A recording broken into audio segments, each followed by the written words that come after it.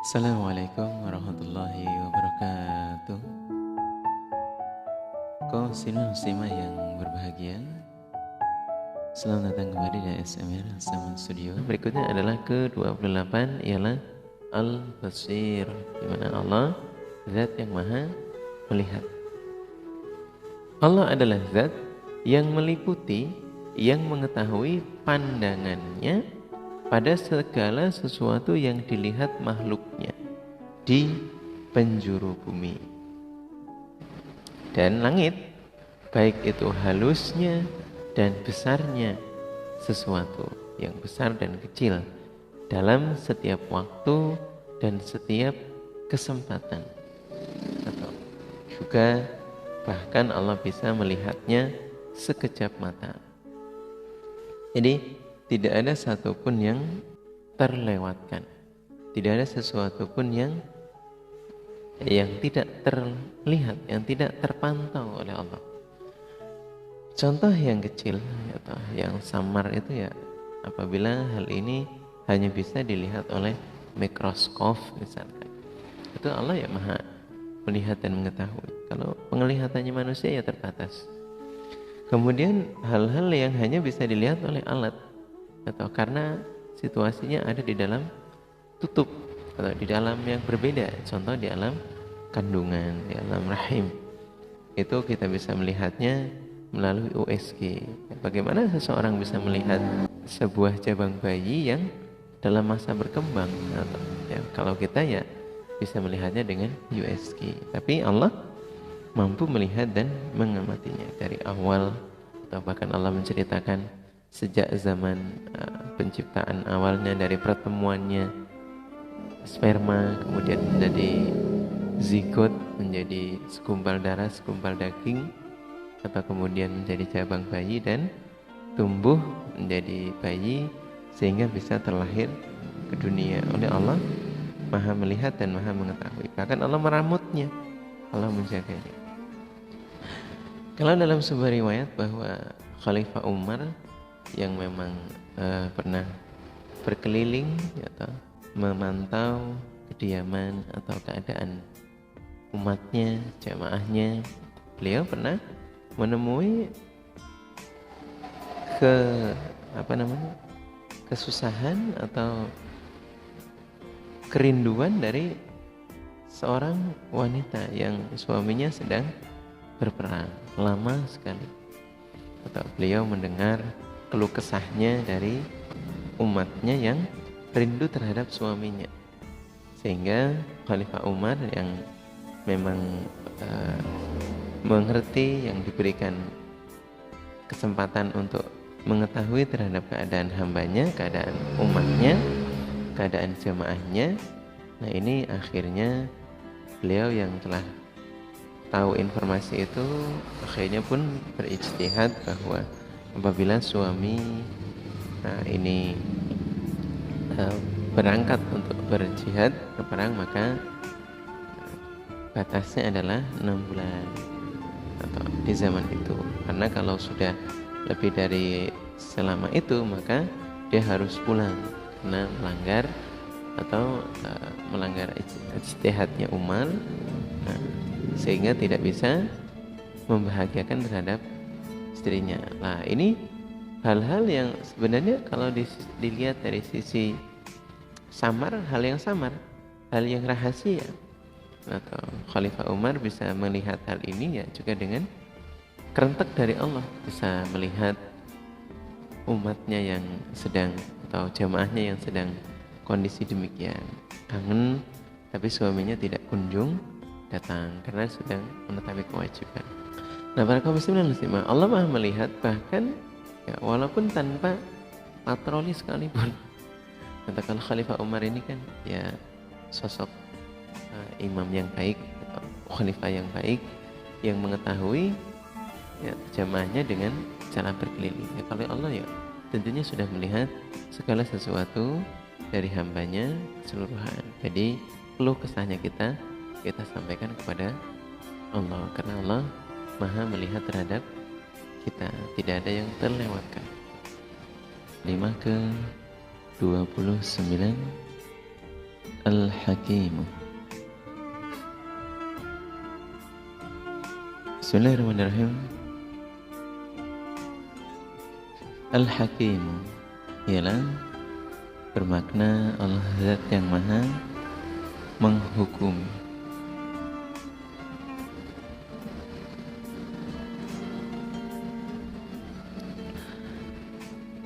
Allah adalah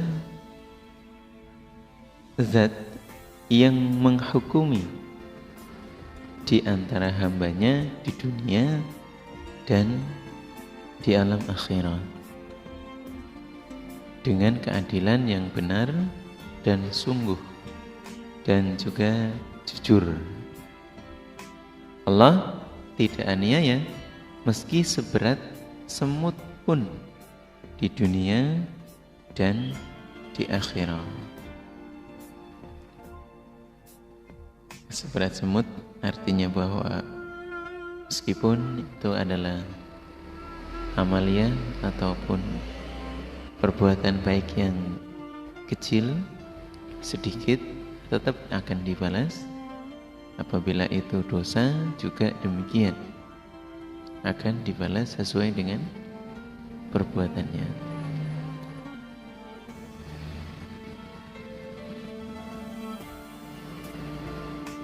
Berikutnya bahwa Allah tidak membebankan dosa seseorang kecuali pada dirinya sendiri. Allah tidak membebankan dosanya seseorang kepada orang lain, tidak untuk ditanggung oleh hambanya Allah yang lain. Jadi ya, kesimpulan bahwa Allah mendatangkan hak pada ahlinya.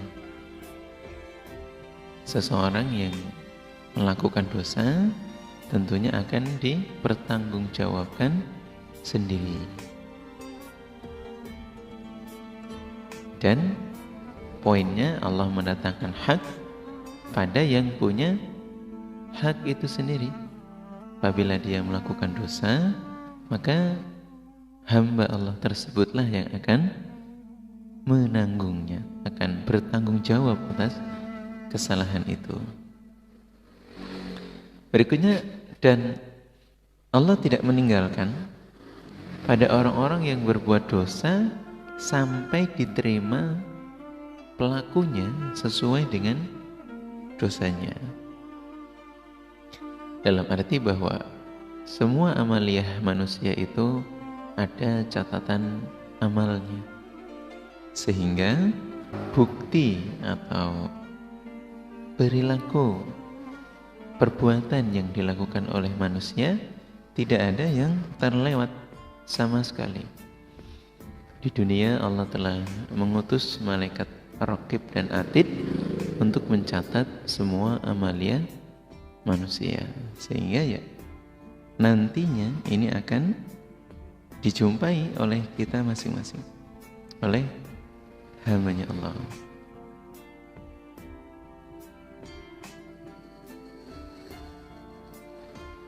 Kemudian bahwa Allah mendatangkan hak pada ahlinya yang punya hak atau di luar dari catatan amaliyah dan dosa. Di sini Allah juga akan menyampaikan hak yang berhak diterima oleh ahlinya, ialah sebuah rezeki. Contoh di mana dalam hal ini adalah sahabat atau Abdurrahman bin Auf. Nah, di mana beliau adalah sahabat pada saat itu yang hak-haknya dirampas ketika beliau hijrah ke Madinah. Yang tadinya beliau adalah saudagar kaya, karena meninggalkan Makkah menuju Madinah atau hijrah, sehingga diberikan peraturan saat itu atau diharuskan oleh orang-orang yang tidak senang terhadap agama Islam tentunya untuk meninggalkan semua kekayaannya. Kemudian datang hijrah ke Madinah dengan tanpa membawa harta. Lalu, nah disinilah letak Allah memberikan haknya, memberikan rezekinya pada orang yang berhak menerimanya. Meskipun pada saat dia datang ke Madinah itu dalam kondisi yang tidak membawa harta karena telah dirampas, Allah memberikan kekayaannya kembali. Setelah di Madinah, beliau mencari jalan untuk berdagang kembali sehingga menjadi saudagar kaya kembali dengan kerja kerasnya. Jadi ya, bahwa tidak akan ada yang terlewatkan. Meskipun itu dihalang-halangi oleh seseorang, utamanya Abdurrahman bin Auf ini, kemudian hartanya diambil semuanya, tapi ketika Allah memang memberikan rezeki yang luas, atau haknya ada dan banyak, kemudian Allah akan menyampaikan, akan mendatangkan kembali hak-haknya atau rezekinya yang banyak itu, seperti Abdurrahman bin Auf. Kemudian satu contoh lagi adalah kisah Nabi Sulaiman yang menyaksikan ada katak yang membawa gandum, kemudian dibawa menuju ke lautan, di mana di tengah-tengah pulau sana, atau di tengah pulau yang tidak jauh dari pinggir laut itu, ada hewan atau belatung yang ada di batu besar.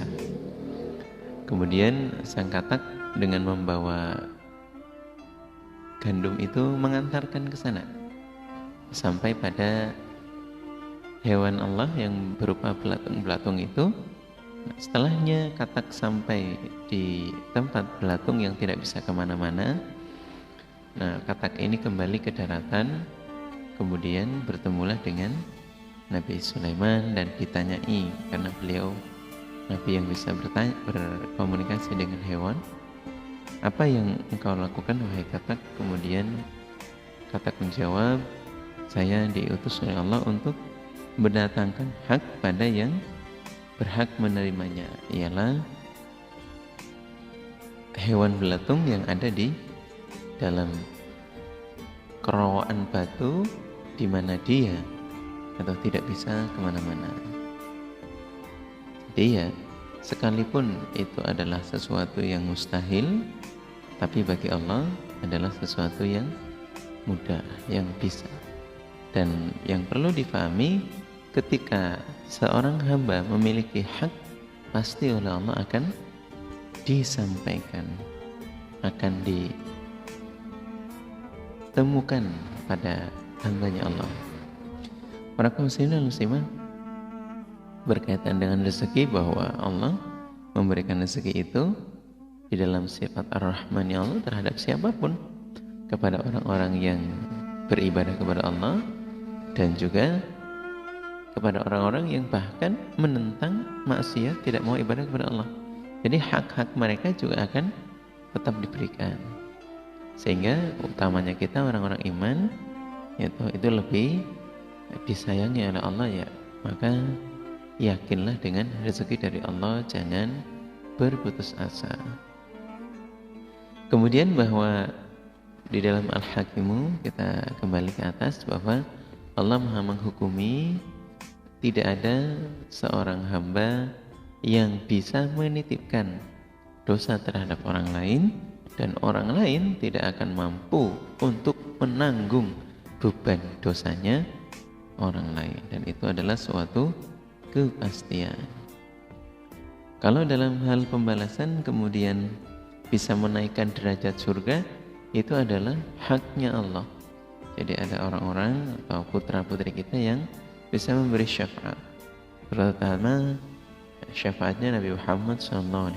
Tapi untuk orang-orang yang kemudian dalam hal dosa, ini tidak ada yang mampu untuk menjamin, atau bahwa dalam Al-Hakimu Allah akan menghukumi pertanggungjawaban amaliyahnya setiap makhluknya Allah. Berikutnya adalah yang ke-30 Al-Adil, di mana Allah Al-Adil adalah zat yang maha adil, maha adil.